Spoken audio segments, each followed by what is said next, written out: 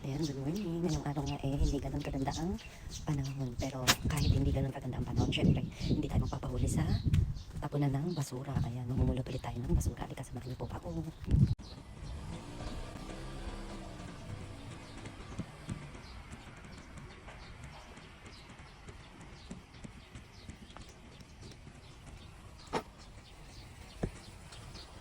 Ayan, sobrang aga ko nga ngayon kasi ako ang nakatoka magbantay dito ng mga basura sa aming lugar.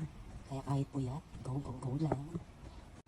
Ayan, malapit na nga tayo dito sa tapunan ng basura. Super dami nga ngayon tapon. Ang toka ko nga dito is ayusin yung mga basura na kakalat. Medyo nalit na ito. Ang daming matatapon ngayon. Mga pala naka-assign dito para mag-ayos na mga natatapon kasi minsan yung iba kinakalit lang.